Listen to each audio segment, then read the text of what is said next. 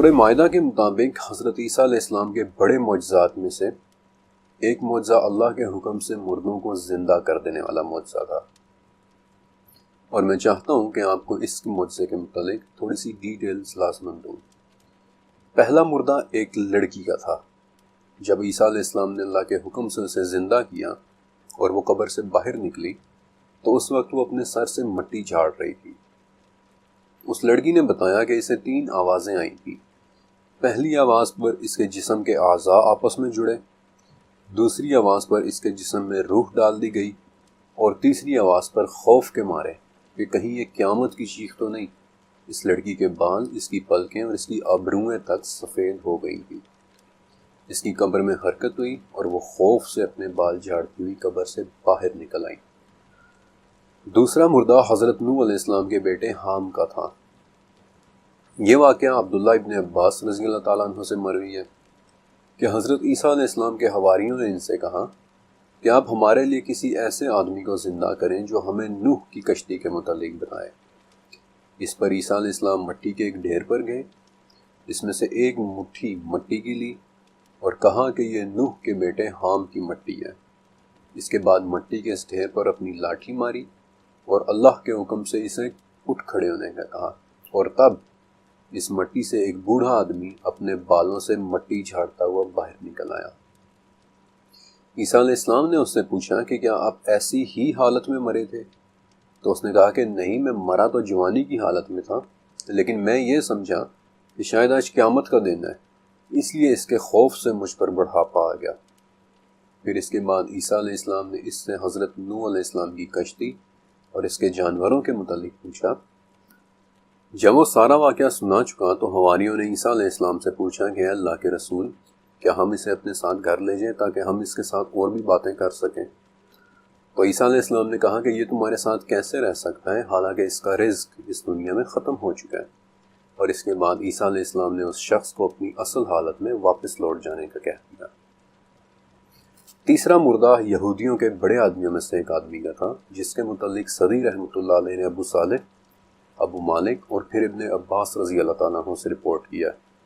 کہ جس وقت اس شخص کو دفنانے کے لیے لے جایا جا رہا تھا اس وقت عیسیٰ علیہ السلام آئے اور اللہ کے حکم سے اسے زندہ کیا، اور وہاں موجود تمام لوگوں نے یہ ہیبت زدہ منظر دیکھا۔ البتہ اہل کتاب کے ہاں ایک چوتھا نام بھی ملتا ہے جس کے متعلق میں آپ کو آخر میں بتانا چاہتا تھا، اور اس کا نام اپنے ذہن میں رکھنا ہے۔ لازر نام کا ایک شخص جسے 8ویں صدی کے اسکالر طبری اور 10ویں صدی کے اسکالر الثعلبی نے بھی آزر یا لازر کے نام سے ہی رپورٹ کیا ہے۔ ماڈرن کلچر میں لازر یا لازرس کی ٹرم بڑی مشہور ہے، اور سائنٹیفک کمیونٹی میں لازرس کا نام کئی ایک جگہ ایسی چیزوں کے لیے استعمال ہوتا ہے جو ناممکن کے بعد ممکن ہو جائیں۔ مثلا نیوزی لینڈ میں ٹاکشی نامی ایک پرندے کی قسم رہتی ہے جسے آخری دفعہ 1898 میں دیکھا گیا تھا۔ اس کے بعد 50 سال تک وہ سپیشیز دوبارہ کسی کو نظر نہیں آئی۔ ڈھونڈنے کی کئی کوششیں ہوئیں لیکن پورے نیوزی لینڈ میں ایک بھی ٹاکشی نہیں ملا، یہاں تک کہ بالآخر اسے ایک معدوم ہو چکی نسل ڈکلیئر کر دیا گیا۔ لیکن 1948 میں نیوزی لینڈ میں ایک بار پھر سے اس پرندے کی دریافت ہو گئی،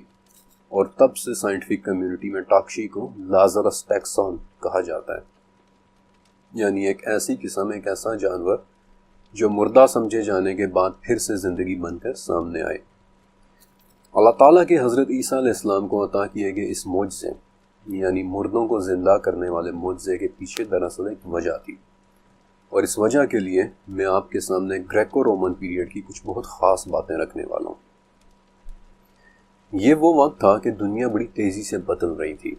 رومنز، یونانی، انڈینز اور عرب کلچرز تیزی سے ایک دوسرے کے ساتھ انٹریکٹ کر رہے تھے، ایک دوسرے کے علوم حاصل کر رہے تھے، اور اس وقت جو علم سب سے زیادہ تیزی کے ساتھ ایکسچینج ہو رہا تھا وہ میڈیسنز کا علم تھا۔ رومنز جو کہ اس وقت دنیا کی ایک بڑی ملٹری پاور بھی تھے، مصر اور یونان سے ڈھونڈ ڈھونڈ کر میڈیسن کے مختلف علوم اکٹھے کر رہے تھے، کیونکہ میڈیکل کا علم اس وقت تقریباً نیا تھا۔ اگرچہ 2 دریاؤں کے درمیان رہنے والے یعنی میسوپوٹامیانز میڈیسنز پر کام کر چکے تھے، لیکن آپ کو یاد ہے کہ میں نے آپ کو بتایا تھا کہ ان کے ہاں میڈیکل سائنسز اور جادو کے درمیان کوئی فرق نہیں تھا۔ وہ جادو کو بھی اتنی ہی ریئل سائنس مانتے تھے جتنی میڈیکل سائنس کو۔ اسی طرح ایجپشنز یعنی قدیم مصری بھی میڈیکل سائنس کو کافی حد تک سمجھ چکے تھے، بلکہ ہیروڈوٹس، جس کا میں نے آپ کے ساتھ کئی بار ذکر کیا ہے، وہ لکھتا ہے کہ مصری سب سے صحت مند لوگ ہیں، بلکہ مصر سے ملنے والی 2800 سال پرانی کاہن پاپائرس، اس پر خواتین سے متعلق 34 مختلف امراض اور ان کے علاج کے طریقے لکھے ہوئے ہیں۔ انفیکٹ یہ پاپائرس انسانی تاریخ کا سب سے پرانا میڈیکل ٹیکسٹ ہے۔ لیکن ایک مسئلے کے ساتھ کہ چاہے میسوپوٹامینز ہوں یا مصری، وہ ریئل میڈیکل سائنس اور جادو میں کوئی فرق نہیں کرتے تھے۔ جب ان کا کوئی شخص بیمار ہوتا تو نہ صرف وہ لوگ میڈیسن کا استعمال کرتے بلکہ جادو منتر اور خوابوں کو بھی طریقہ علاج مانتے تھے۔ لیکن جس میڈیکل سائنس کو آج میں اور آپ جانتے ہیں، اس کی باقاعدہ انڈرسٹینڈنگ عیسیٰ علیہ السلام سے صرف 370 سال پہلے شروع ہوئی تھی۔ آپ کو یاد ہے کہ میں نے آپ کو روم میں کام کرنے والے یونانی فزیشنز کے بارے میں بتایا تھا۔ انہی فزیشنز میں سے ایک کا نام ہپوکریٹس تھا، جسے آج ہم ماڈرن میڈیسن کا باپ کہتے ہیں۔ ہپوکریٹس نے ایک کتاب لکھی تھی، ہپوکریٹک کورپس، جس کے اندر اس نے 70 قسم کی مختلف میڈیکل ریسرچز لکھی تھی۔ تاریخ میں پہلی مرتبہ ہپوکریٹس نے کینسر، جلد کی بیماریوں اور دائمی بیماریوں کو کیٹیگرائز کیا تھا، اور یہی وہ پہلا شخص تھا جس نے دل کی اور پھیپھڑوں کی سرجری کی تھی۔ انفیکٹ آپ میں سے کئی لوگ مجھ سے زیادہ میڈیسن کی معلومات رکھتے ہوں گے، اور آپ نے شاید ہپوکریٹک اوتھ کے بارے میں بھی سن رکھا ہوگا، یعنی کہ وہ حلف جو فزیشنز اور ڈاکٹرز اپنے پروفیشن کے سلسلے میں اٹھاتے ہیں کہ میں اپنے مریض کی صحت یابی میں کسی قسم کی کوئی کسر نہیں چھوڑوں گا، میں اپنے مریض کی پرائیویسی کا خیال رکھوں گا۔ یہ ساری باتیں اس حلف کو سب سے پہلے ہپوکریٹس نے ہی لکھا تھا۔ ہپوکریٹس سے پہلے کے زمانے میں یہ ماننا بہت عام تھا کہ بیماری کسی خدا کے ناراض ہو جانے کی وجہ سے آتی ہے، اور ہپوکریٹس وہ پہلا شخص تھا جس نے آ کر یہ تاثر ختم کیا اور یہ بتایا کہ بیماریاں خداؤں کے ناراض ہونے کی وجہ سے نہیں بلکہ فطری وجوہات کی وجہ سے آتی ہیں۔ ہپوکریٹس نے اپنی کتاب ہپوکریٹک کورپس میں یونان کے 19 بڑے فزیشنز کی ریسرچز کو بھی شامل کیا تھا، جس میں مختلف ریسرچ پیپرز، کتابیں، لیکچرز، نوٹس اور فلسفے کے متعلق مضامین شامل تھے۔ اور انہی ریسرچز میں تاریخ میں پہلی مرتبہ وینز اور آرٹریز کے درمیان فرق کیا گیا تھا کہ ان میں سے ایک پلسیٹ کرتی ہیں اور دوسری نہیں۔ دنیا کے دوسری طرف انڈیا اور چائنا میں بھی تقریباً یہی وہ وقت تھا جب انڈیا میں آیوروید کی پریکٹس اسٹیبلش ہو رہی تھی، جس میں انہوں نے 8 قسم کی دوائیوں کے بارے میں بات کرنا شروع کی۔ اسی طرح عیسیٰ علیہ السلام سے کچھ ہی پہلے کا وقت تھا جب چائنا میں ان کے قدیم ترین میڈیکل ریکارڈز یعنی ہوانگ ڈی نائی جنگ لکھے جا رہے تھے، جس میں انہوں نے آکوپنکچر کے طریقہ علاج پر بات کی تھی۔ اور حیرت کی بات ہے کہ حضرت عیسیٰ علیہ السلام سے صرف 114 سال پہلے سلک روڈ نام کا ایک گلوبل ٹریڈ روٹ بنا تھا، جو پوری دنیا میں 6500 کلومیٹر پر پھیلا ایک تجارتی راستہ تھا، پھر جس کے ذریعے انڈیا اور چائنا کے میڈیکل علوم بھی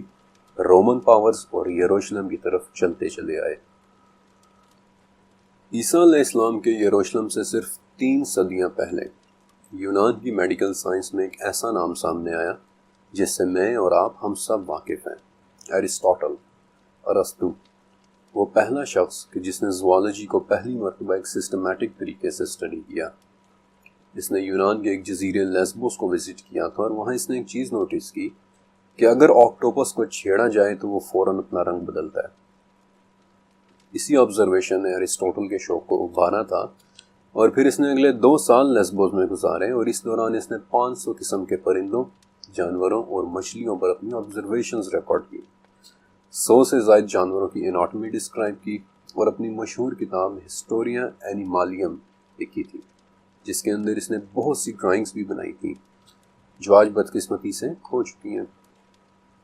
ایرسٹوٹل جیسا کام پورے یونان میں کسی نے نہیں کیا تھا، لیکن اس کی تمام تر ریسرچ اس کا صرف آج 25% حصہ ہی بچ سکا ہے۔ بہرحال اگلے 1900 سال تک ارسطو کی ریسرچ سے میڈیکل سائنس کے بہت سے طالب علم فائدہ اٹھاتے رہے ہیں، اور ان میں سے کئی نام مسلمانوں کے بھی ہیں۔ مثلا 9ویں صدی میں الجاحظ نے جو کتاب الحیوان لکھی تھی، اس میں ارسطو کے کام سے ہوئی انسپریشن صاف نظر آتی ہے۔ بلکہ ارسطو کی اس کتاب کا ذکر 8ویں صدی میں الکندی نے بھی کیا تھا۔ پھر ابن سینا نے اپنی کتاب الشفا میں بھی ارسطو کے میڈیکل ورک کا ذکر کیا،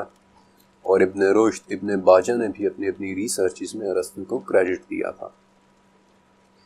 عیسیٰ علیہ السلام سے صرف 2 صدیاں پہلے ایک اور یونانی نام گیلن سامنے آیا تھا، جس نے اپنے سے پہلے تک کے تمام میڈیکل علم کو ایک جگہ اکٹھا کر دیا، اور اس کے کیے تجربات میں سے کچھ تجربات ایسے تھے جو اس وقت سے پہلے کبھی نہیں ہوئے تھے، مثلا جانوروں کی ڈائسیکشن۔ اور یہ وہ وقت تھا جب یونانی، رومن، انڈین اور چائنیز میڈیسن یعنی بیولوجی دنیا کی زبان بن چکی تھی۔ رومنز انہی ایکسپرٹس کو روم یعنی دنیا کی سپر پاور کی نیشنلٹیز دے رہے تھے۔ چائنیز اور انڈینز سلک روڈ کے ذریعے اپنے میڈیکل علوم رومن پاورز کے پاس لے کے جا رہے تھے۔ یونان کے فزیشنز دنیا میں اعلیٰ مرتبے کے لوگ سمجھے جاتے تھے، جن کی میڈیکل ریسرچز نے اگلے 1900 سال تک میڈیکل سٹوڈنٹس کو پڑھانا تھا۔ اور جب دنیا کی 4 بڑی تہذیبیں انسان کے جسم اور میڈیکل سائنس میں ترقی کر رہی تھیں، تو یہ وہ وقت تھا جس میں اللہ تعالیٰ نے اپنے ایک بندے عیسیٰ ابن مریم کو یہ معجزہ دے دیا کہ وہ مٹی کے ایک ڈھیر پر کھڑے ہوتے اور کہتے کم باذن اللہ، اللہ کے حکم سے اٹھ کھڑا ہو،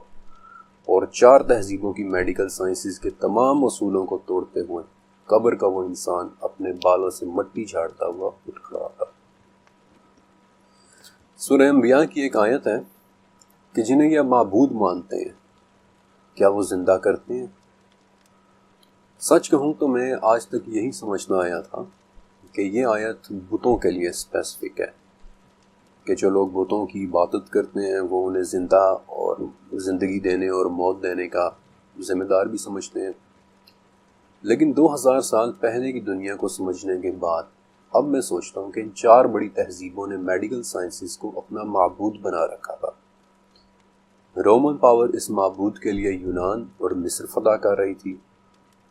لیکن کیا ان کے معبود یعنی میڈیکل سائنس اپنی معراج حاصل کر سکی تھی؟ کیا ان کا معبود مردوں کو زندہ کر سکا تھا؟ کبھی بھی نہیں۔ یہاں تک کہ آج 2000 سال گزر جانے کے بعد بھی یہ چیلنج کبھی پورا نہیں ہو سکا، اور نہ ہی یہ کبھی ہو سکے گا، کیونکہ یہ ایک معجزہ تھا۔ لیکن اس معجزے کے پیچھے کون تھا؟ کیا حضرت عیسیٰ علیہ السلام یہ معجزے اپنی مرضی سے کرتے تھے؟ عیسیٰ علیہ السلام کے متعلق تو سورہ آل عمران میں ہے کہ عیسیٰ کی مثال اللہ کے نزدیک صرف آدم جیسی ہے،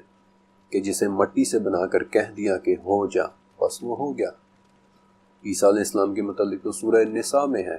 کہ وہ تو اللہ کے صرف ایک رسول اور اس کا کلمہ ہے۔ عیسیٰ علیہ السلام کے متعلق تو سورہ زخرف میں ہے کہ عیسیٰ محض ایک بندے ہی ہیں جن پر ہم نے احسان کر دیا۔ اس معجزے کے کرنے والے عیسیٰ علیہ السلام بھی کم باذن اللہ ہی کہتے تھے۔ وہی عیسیٰ جن کے متعلق سورہ مائدہ میں اللہ تعالیٰ بتاتے ہیں کہ عیسیٰ ابن مریم، میرا انعام یاد کرو جو میں نے تم پر اور تمہاری والدہ پر کیا کہ تم میرے حکم سے مردوں کو نکال کر کھڑا کر لیتے تھے۔ زندگی دینے کی یہ صلاحیت صرف اور صرف اللہ ہی کے پاس ہے۔ وہ اللہ جس کے متعلق سورہ غافر میں ہے کہ وہی اللہ ہے جو زندہ کرتا ہے، وہی اللہ ہے جو موت دیتا ہے۔ جب وہ کسی کام کا ارادہ کرتا ہے تو وہ صرف یہ کہتا ہے کہ ہو جا، بس وہ کام ہو جاتا ہے، جس کے متعلق سورہ کاف میں ہے کہ ہم ہی زندہ کرتے ہیں، ہم ہی موت دیتے ہیں، اور ہماری ہی طرف تم نے لوٹ کر آنا ہے، جس کے متعلق سورہ عبس میں ہے کہ جب چاہے گا انسان کو زندہ کر دے گا، جس کے متعلق سورہ توبہ میں ہے کہ وہی زندہ کرتا ہے، وہی موت دیتا ہے، اور سوائے اس کے تمہارا کوئی مددگار نہیں، جس کے متعلق سورہ یونس میں ہے کہ کون ہے جو زندہ کو مردہ سے اور مردہ کو زندہ سے نکالتا ہے، اور پھر اس کا جواب سورہ روم میں ہے کہ وہ اللہ ہی ہے جو مردہ کو زندہ سے اور زندہ کو مردہ سے نکالتا ہے، وہ ہمیشہ زندہ رہنے والا اللہ۔ سورہ غافر، وہ زندہ ہے، اس کے سوا کوئی اور معبود نہیں، تم صرف اسی کی عبادت کرو اور اسے ہی پکارو جو رب العالمین ہے۔ سورہ فرقان، وہ ہمیشہ زندہ رہنے والا اللہ ہے جسے کبھی موت نہیں، تم تعریف کے ساتھ اس کی پاکیزگی بیان کرتے رہو۔ وہی اللہ رب ذوالجلال والاکرام جس کے متعلق سورہ بقرہ کی آیت الکرسی شروع ہی اس طرح ہوتی ہے کہ اللہ لا الہ الا هو الحی القیوم، اللہ ہی ہے جس کے سوا کوئی معبود نہیں، جو زندہ اور سب کا قائم رکھنے والا۔ حضرت عیسیٰ علیہ السلام کو اس برے طریقے سے ریجیکٹ کرنا بنی اسرائیل یا یہودیوں کا وہ دوسرا بڑا فساد تھا کہ پھر جس کی انہیں سزا ملی، اور عیسیٰ علیہ السلام کے صرف 30 سال بعد ایک مرتبہ پھر سے رومن جنرل ٹائٹس سیزر نے یروشلم پہ حملہ کر دیا، اور یروشلم کے ساتھ ساتھ یہودیوں کے قبلہ و کعبہ کو بھی تباہ و برباد کر کے رکھ دیا، اور ایسا تباہ کیا کہ آج 2000 سال گزر جانے کے بعد بھی ان کا قبلہ گرا پڑا ہے، اور جس کی صرف ایک دیوار بچ پائی ہے، دی ویسٹرن وال، جس کے سامنے یہودی کھڑے ہو کے روتے ہیں، توریت پڑھتے ہیں اور اپنے قبلے کو یاد کرتے ہیں۔ اور اس مرتبہ تو حملہ آوروں نے ہیکل کا ملبہ بھی نہیں چھوڑا تھا۔ مجھے یقین ہے کہ آپ سب نے روم میں بنا ہوا کولوسیم دیکھا ہوگا۔ اس کولوسیم پر ایک عبارت لکھی ہوئی ہے جس سے پتہ چلتا ہے کہ 79 عیسوی میں، یعنی کہ حضرت عیسیٰ علیہ السلام کے 50 سال بعد، کولوسیم بنانے کے لیے پتھر اور سامان بھی سیکنڈ ٹیمپل کا ہی استعمال ہوا تھا۔ رومنز نے نہ صرف یہودیوں کا قبلہ تباہ کیا بلکہ انہیں اپنے گھر یروشلم سے بھی بے دخل کر دیا، اور یہودیوں کا وہ ڈایاسپورا شروع ہوا جو پھر 2000 سال بعد صرف 75 سال پہلے ختم ہوا، جب یہودی آہستہ آہستہ دوبارہ سے یروشلم میں آباد ہونا شروع ہوئے۔ اس وقت تو یہاں تک بھی ہوا تھا کہ ہیڈرین نامی ایک رومن حکمران نے یروشلم کا نام بھی بدل دیا تھا اور اس کا نام ایلیا رکھ دیا تھا۔ بیسیکلی یہی وہ وجہ ہے کہ اکثر ہم اسے مسجد ایلیا بھی کہتے ہیں، اور یہ حرکت یہودیوں کی بے عزتی کرنے اور یہودیوں کی زندگی سے یروشلم کا نام مکمل طور پر نکالنے کے لیے جان بوجھ کر کی گئی تھی، اور 400 سال کے اندر اندر یروشلم میں یہودیوں کے داخلے پر ہی پابندی لگ دی۔ بنی اسرائیل بے گھر ہو گئے تھے، حتیٰ کہ پھر 637 عیسوی میں حضرت عمر رضی اللہ تعالیٰ عنہ نے یروشلم فتح کیا، تو اس وقت سوفرونیس نامی ایک عیسائی پادری ہچکچاتے ہوئے عمر بن خطاب رضی اللہ تعالیٰ عنہ کو ٹیمپل ماؤنٹ تک لے کر آیا تھا، اور پھر کعب بن احبار جو کہ یہودی سے مسلمان ہوئے تھے، انہوں نے پھر بیت المقدس کی اس چٹان کی نشاندہی کی کہ یہ وہ چٹان ہے، پھر جسے حضرت عمر رضی اللہ تعالیٰ عنہ نے اپنی چادر سے صاف کیا، اور یہودیوں پر ان کا سب سے بڑا احسان کیا کہ وہ یروشلم اپنی عبادات کے لیے آ سکتے ہیں۔ تب سے لے کر آج تک بیت المقدس مسلمانوں ہی کے پاس ہے۔ آنے والے سالوں میں اس کا مستقبل کیا ہوگا وہ ایک علیحدہ چیپٹر کا ٹاپک ہے، کیونکہ بیت المقدس نے آنے والے دنوں میں ایک بہت بڑا رول پلے کرنا ہے، اور اسی لیے میں نے بیت المقدس کے مستقبل کو ہونے والے واقعات کی کیٹیگری میں رکھا ہے۔ لیکن ان 2 چیپٹرز کے شروع میں ہی میں نے آپ کو نبی کریم صلی اللہ علیہ وآلہ وسلم کی وہ حدیث سنائی تھی کہ تم لوگ اپنے سے پہلے کے لوگوں کی پیروی ضرور کرو گے، بازو پر بازو، بالشت پر بالشت، اور ہاتھ بھر ہاتھ، حتیٰ کہ اگر ان میں سے کوئی گوہ کے بل میں گھسا تھا تو تم بھی ضرور گھسو گے، اور اگر ان میں سے کسی نے اپنی ماں کے ساتھ اعلانیہ بدفعلی کی تھی تو تم بھی ضرور کرو گے۔ اس پر صحابہ نے پوچھا تھا کہ یا رسول اللہ صلی اللہ علیہ وسلم، کیا آپ یہودیوں اور عیسائیوں کے متعلق بات کر رہے ہیں؟ تو آپ صلی اللہ علیہ وسلم نے فرمایا کہ وہ نہیں تو اور کون؟ ذرا سوچئے کہ ہم مسلمان کہاں کھڑے ہیں؟ کیا ہم نے بھی وہی بدعہدیاں نہیں کی جو انہوں نے کی تھی؟ اور ان بدعہدیوں کے باوجود کیا ہم بھی ویسا ہی نہیں سمجھتے جیسا وہ سمجھتے تھے کہ ہم تو لاڈلے ہیں، ہمیں کچھ بھی نہیں ہو سکتا، بالکل ویسے جیسے وہ سوچتے تھے؟ آپ کو سورہ اسراء کی وہ آیت یاد ہے جس میں اللہ تعالیٰ نے بنی اسرائیل کو کہا تھا کہ تم 2 مرتبہ زمین میں بڑا ہی زبردست فساد کرو گے، اور بنی اسرائیل نے ویسا ہی کیا، اور دونوں مرتبہ ان پر بڑے ہی ظالم لوگ مسلط کیے گئے، وہ ظالم لوگ جو بنی اسرائیل کی آہ و بکا تک نہیں سنتے تھے، وہی بنی اسرائیل جن کے نقش قدم پر مسلمان بھی چلے۔ اور اب ان آیات کے فوراً بعد والی آیت کو دیکھیں اور غور کریں کہ یہ تنبیہ ہر انسان کے لیے ہے کہ امید ہے کہ تمہارا رب تم پر رحم کرے گا، لیکن اگر تم پھر سے وہی کرنے لگے تو ہم بھی دوبارہ ایسا ہی کریں گے، اور منکرین کی قید صرف جہنم ہے۔